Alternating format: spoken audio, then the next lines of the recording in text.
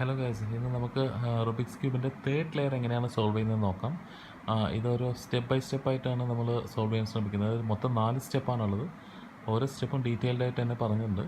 So നമുക്ക് വീഡിയോയിലോട്ട് നോക്കാം.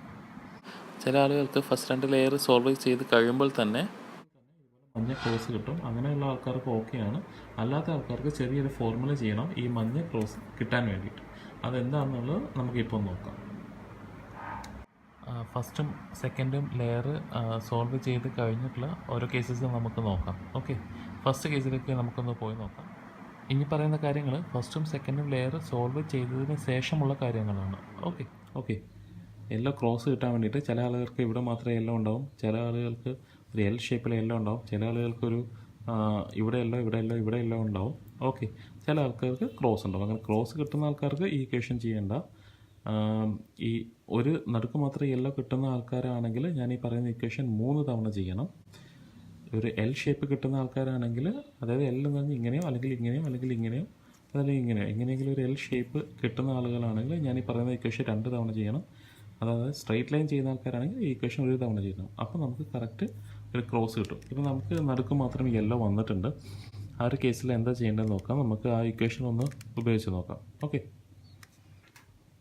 ഇക്വേഷൻ എന്നുള്ളത് എഫ്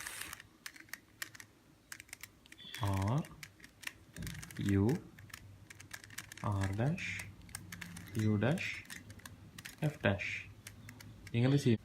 ഇങ്ങനെ ചെയ്യുമ്പോൾ നടുക്കെല്ലാം ഉണ്ടായിരുന്നത് ഇപ്പോൾ എൽ ഷേപ്പായി. ഓക്കെ, ഈ എൽ ഷേപ്പ് ഇത് എങ്ങനെ വേണമെങ്കിലും ഇങ്ങനെ നോക്കിയാൽ എൽ ഷേപ്പ്, ഇങ്ങനെ നോക്കിയാൽ എൽ ഷേപ്പ്, ഇങ്ങനെ നോക്കിയാൽ എൽ ഷേപ്പ്, ഇങ്ങനെ നോക്കിയാൽ എൽ ഷേപ്പ്. അപ്പോൾ എൽ ഷേപ്പ് കിട്ടിക്കഴിഞ്ഞാൽ അടുത്ത അതേ ഇക്വേഷൻ രണ്ടാമത് എങ്ങനെ ചെയ്യുന്നത് വെച്ചാൽ എൽ ഷേപ്പ് ഇങ്ങനെ വെച്ചിട്ട് ഇത് ഈ എൻഡ് ഇങ്ങോട്ടും ഈ ഒരു എൻഡ് ഇങ്ങോട്ടേക്കും റൈറ്റിലേക്കും ഈ ഒരു എൻഡ് നമ്മുടെ ഭാഗത്തേക്കും വരുന്ന രീതിയിൽ വെക്കണം. എന്നിട്ട് വീണ്ടും F R U R dash U dash F dash എന്നപ്പോൾ നമുക്കൊരു സ്ട്രൈറ്റ് ലൈൻ കിട്ടി. അപ്പുറത്തേക്കൊക്കെ മഞ്ഞ ഉണ്ടാവും, അത് നോക്കണ്ട. നമുക്കൊരു സ്ട്രൈറ്റ് ലൈൻ കിട്ടുന്നുണ്ട് നോക്കുക. ഇത് കിട്ടുമ്പോൾ ഈ സ്ട്രൈറ്റ് ലൈൻ ഇത് ഇങ്ങനെയാണ് വെക്കേണ്ടത്, പാരലായിട്ടാണ് വെക്കേണ്ടത്. ഓക്കെ, എന്നിട്ട് വീണ്ടും ഇക്വേഷൻ ചെയ്യുക. അതായത് F R U R dash U dash F dash. ഇങ്ങനെ ചെയ്യുമ്പോൾ എന്താ കിട്ടിയത്? യെല്ലോ ക്രോസ് കിട്ടി. ഓക്കെ, ഈ യെല്ലോ ക്രോസ് കിട്ടാൻ വേണ്ടിയിട്ടായിരുന്നു നമ്മൾ ആ ഇക്വേഷൻ ചെയ്തത്. ഓക്കെ,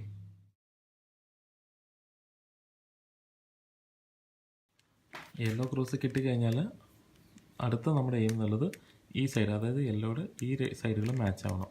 ഇപ്പോൾ ഇവിടെ നമുക്ക് ഓറഞ്ച് മാച്ചായി, ഇവിടെ പച്ച നീലും മാച്ച് ആയിട്ടില്ല, അത് മാച്ച് ആക്കണം. ഇവിടെ റെഡ് മാച്ചായി, ഇവിടെ നീലും പച്ചയും മാച്ച് ആയിട്ടില്ല. ഓക്കെ, അപ്പോൾ ഇവിടെ രണ്ട് സൈഡിൽ, അതായത് ഇവിടെ മാച്ച് ആയിട്ടുണ്ട്, അതിൻ്റെ നേരെ ഓപ്പോസിറ്റ് മാച്ച് ആയിട്ടുണ്ട്. അങ്ങനെ വരുമ്പോൾ ചില കേസിൽ ഇത് ഇങ്ങനെ രണ്ടും മാച്ച് ആവും, ചില കേസിൽ ഓട്ടോമാറ്റിക്കായിട്ട് ഒരു പക്ഷേ 4 മാച്ച് ആവുമായിരിക്കാം. അതല്ലെങ്കിൽ ഇവിടെ മാച്ച് ആവും, അതല്ലെങ്കിൽ ഇവിടെയും ഈ സൈഡും രണ്ടും മാച്ച് ആവും. ഓക്കെ, അപ്പോൾ നമ്മൾക്ക് ഇപ്പോൾ കിട്ടിയ കേസിൽ ഒന്ന് ഇവിടെ അതിൻ്റെ നേരെ ഓപ്പോസിറ്റ് ഒന്ന് മാച്ച് ആയത്. അങ്ങനെ വരുമ്പോൾ എന്താ ചെയ്യേണ്ടതെന്ന് വെച്ചാൽ ഞാൻ ഈ പറയുന്ന ഇക്വേഷൻ 2 തവണ ചെയ്യണം. ഓക്കെ, അതായത് ഇതിങ്ങനെ നേരെ വെക്കുക, വെച്ചിട്ട് R U two R dash U dash R U dash R dash. ഇങ്ങനെ ചെയ്യുമ്പോൾ എന്താ സംഭവിച്ചത് നോക്കാം. ഇവിടെ മാച്ചായി, ഓപ്പോസിറ്റ് ഉള്ളത് അടുത്തോട്ട് മാച്ചായി, ഇവിടെ മാച്ചായിട്ടില്ല, ഇവിടെ മാച്ചായിട്ടില്ല. അപ്പോൾ മാച്ചായ ഒരു സൈഡ് ഇങ്ങോട്ടും മാച്ചായ ഈ സൈഡ് നേരെ ബാക്കിലേക്കും. ഓക്കെ, ആ രീതിയിൽ വെക്കുക. അതായത് മാച്ച് ആവാത്ത ഒന്ന് മുന്നിലേട്ടും മാച്ച് ആവാത്ത സൈഡുകൾ ഒന്ന് ഇങ്ങോട്ടേക്കും വെക്കുക. എന്നിട്ട് വീണ്ടും അതേ ഇക്വേഷൻ സംഭവിച്ച് നോക്കാം. ഇവിടെ മാച്ചായി, ഓപ്പോസിറ്റ് ഉള്ളത് അടുത്തോട്ട് മാച്ചായി, ഇവിടെ മാച്ചായിട്ടില്ല, ഇവിടെ മാച്ചായിട്ടില്ല. അപ്പോൾ മാച്ചായ ഒരു സൈഡ് ഇങ്ങോട്ടും മാച്ചായ ഈ സൈഡ് നേരെ ബാക്കിലേക്കും. ഓക്കെ, ആ രീതിയിൽ വെക്കുക. അതായത് മാച്ച് ആവാത്ത ഒന്ന് മുന്നിലേട്ടും മാച്ച് ആവാത്ത സൈഡുകൾ ഒന്ന് ഇങ്ങോട്ടേക്കും വെക്കുക. എന്നിട്ട് വീണ്ടും അതേ ഇക്വേഷൻ, അതായത് R U two okay R dash U dash R U dash R dash. ഇങ്ങനെ ചെയ്ത് കഴിയുമ്പോൾ ഇവിടെ മാച്ച് ആയിട്ടില്ല. അപ്പോൾ നമുക്ക് ജസ്റ്റ് ഒന്ന് കറക്കി നോക്കാം. ഓറഞ്ചിൻ്റെ മിഡിൽ പീസായിട്ടൊന്ന് വെച്ച് നോക്കാം. ഓക്കെ, നീലയുടെ മിഡിൽ പീസായിട്ട് മാച്ചായി, റെഡിൻ്റെ മിഡിൽ പീസായിട്ട് മാച്ചായി, പച്ചയുടെ മിഡിൽ പീസായിട്ട് മാച്ചായി, ഓറഞ്ച്. ഓക്കെ. അപ്പോൾ ഫസ്റ്റ് ക്രോസ് നമ്മൾ മാച്ച് ചെയ്തു, പിന്നെ ഈ എഡ്ജസ് മാച്ച് ചെയ്തു. ഇനി കോർണർ പീസസ് എന്താ നോക്കേണ്ടതെന്ന് വെച്ചാൽ ഇവിടെ അപ്പോൾ ഈ ഒരു കോർണർ പീസ്, ഇനി ഈ 4 കോർണർ പീസാണല്ലോ നമുക്ക് ശരിയാക്കാനുള്ളത്. അത് ശരിയാക്കി കഴിഞ്ഞാൽ നമുക്ക് ഈ ക്യൂബ് കംപ്ലീറ്റ്ലി സോൾവ് ആയി. അപ്പോൾ കോർണർ പീസ് എന്താണ് ആദ്യം നോക്കേണ്ടതെന്ന് വെച്ചാൽ ഈ ഒരു കോർണർ പീസിൽ 3 കളേഴ്സ് ഉണ്ടാവും. ഓക്കെ, ആ 3 കളേഴ്സ് ഇവിടെ ഉണ്ട് നോക്കുക. അപ്പോൾ ഇവിടെ നീല ഇവിടെയുണ്ട്, ഇത് അങ്ങോട്ടും ഇങ്ങോട്ടും ആയിരിക്കും, അത് നോക്കണമെന്നില്ല. അതായത് ഇവിടെ നീല, ഓറഞ്ച്, മഞ്ഞ, ഈ 3 കളേഴ്സും ഈ ക്യൂബിലുണ്ടോ എന്ന് നോക്കണം. ഇപ്പോൾ ഇവിടെ മഞ്ഞ ഇവിടെയുണ്ട്, ഓക്കെ, നീല ഇവിടെയുണ്ട്, പക്ഷേ ചുമപ്പ് ഇത് ഇവിടെയില്ല. ഓക്കെ, അപ്പോൾ ഈ ക്യൂബ് ഇവിടെ അല്ല വരേണ്ടത്. ഇവിടെ നോക്കുക, ഇവിടെ പച്ച ഇവിടെയുണ്ട്, മഞ്ഞ ഇവിടെയുണ്ട്, പക്ഷേ ചുമപ്പില്ല. അപ്പോൾ ഈ ക്യൂബിൻ്റെ സ്ഥാനം ഇവിടെ അല്ല വരേണ്ടത്. ഈ ഒരു കേസിൽ ഓറഞ്ച് ഇവിടെയല്ല, അപ്പോൾ ഈ ക്യൂബിൻ്റെ സ്ഥാനം ഇവിടെയല്ല. ഈ ഒരു ക്യൂബ് ഇതും ഇവിടെയല്ല, കാരണം ഓറഞ്ച് ഇവിടെയുണ്ട്, പക്ഷേ ഇവിടെ നീല, ചുമപ്പ്, മഞ്ഞ, ഓറഞ്ച് ഇല്ല. അപ്പോൾ ഈ ക്യൂബ് ഇവിടെ ഇല്ല. അതായത് 4 ക്യൂബുകളും ഇരിക്കേണ്ട സ്ഥാനത്തല്ല ഇരിക്കുന്നത്.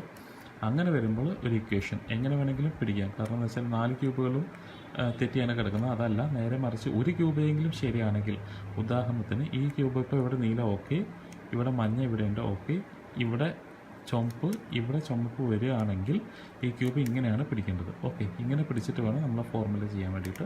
ഇപ്പോൾ ഈ കേസിൽ എങ്ങനെ വേണമെങ്കിലും പിടിക്കാം, കാരണം 4 ക്യൂബുകളും സ്ഥാനം തെറ്റിയാണ് ഇരിക്കുന്നത്. ഓക്കെ, എന്നിട്ട് ഫോർമുല എന്താണെന്ന് നമുക്ക് നോക്കാം. ഫോർമുല എന്താണെന്ന് വെച്ചാൽ എൽ ഡാഷ്, നമുക്ക് ക്യൂബ് നേരാക്കി പിടിക്കാം, L dash U R U dash L U R U dash. Okay, ഇപ്പോൾ എന്താ സംഭവിച്ചതെന്ന് നമുക്ക് നോക്കാം. യെല്ലോ ക്രോസ് അതുപോലെ തന്നെ ഉണ്ട്, അതോടൊപ്പം തന്നെ നീല, ചുവപ്പ്, പച്ച, ഓറഞ്ച്, അതെല്ലാം എഡ്ജ് പീസസ് മാച്ച് ചെയ്യുന്നുണ്ട്. ഒന്നുകൂടി കോർണർ പീസസ് നോക്കാം. ഇവിടെ റെഡും മാച്ചായി, പച്ചയും മാച്ചായി, മഞ്ഞയും മാച്ചായി. അതുപോലെ മറ്റേ സൈഡ് നോക്കാം. ഇവിടെ നോക്കാം, നീല വന്നു, പക്ഷേ ഓറഞ്ച്, ഈ 3 സ്ഥലങ്ങളിൽ ഓറഞ്ച് ഇല്ല. അപ്പോൾ ഈ ക്യൂബിൻ്റെ സ്ഥാനം തെറ്റിയിട്ടുണ്ട്. ഇവിടെ നോക്കാം, പച്ച ഇവിടെ ഇല്ല, ഈ 3 സ്ഥലത്തും പച്ച ഇല്ല. അപ്പോൾ ഈ ക്യൂബിൻ്റെ സ്ഥാനം തെറ്റിയിട്ടുണ്ട്. ഇവിടെ ആണെങ്കിൽ റെഡ് ഇല്ല, നീലയില്ല, അതായത് ഈ ക്യൂബിന് സ്ഥാനം തെറ്റി. അതായത് ഒരു ക്യൂബ് മാത്രമാണ് മാച്ചായി വന്നിട്ടുള്ളത്, അതായത് ഈ ക്യൂബ്. കാരണം പച്ച ഈ സൈഡിൽ വന്നു, റെഡ് ഈ സൈഡിൽ, മഞ്ഞ ഈ സൈഡിൽ. മാച്ചായ ക്യൂബ് നമ്മുടെ റൈറ്റ് സൈഡിൽ വെക്കണം. ഓക്കെ, റൈറ്റ് സൈഡിൽ വെച്ചിട്ട് വീണ്ടും ആ ഇക്വേഷൻ ഒന്നുകൂടി ചെയ്യുക. അതായത് L dash U R U dash L U R dash U dash.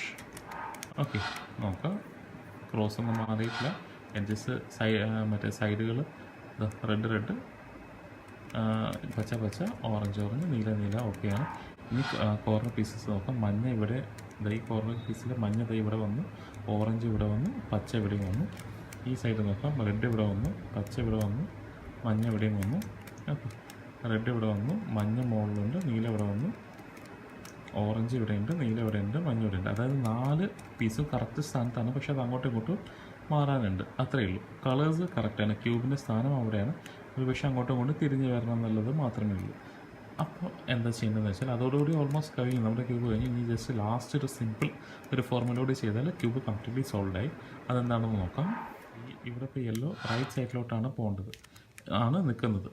Right സൈഡിലോട്ട് നിൽക്കുമ്പോൾ നമുക്കൊരു ഇക്വേഷൻ ചെയ്യണം. അതായത് R dash D dash R D, R dash D dash R D. ആ ഇക്വേഷൻ 2 തവണ ചെയ്യണം. ഓക്കെ, റൈറ്റിലോട്ടാണെങ്കിൽ ആ ഇക്വേഷൻ 2 തവണ ചെയ്യണം.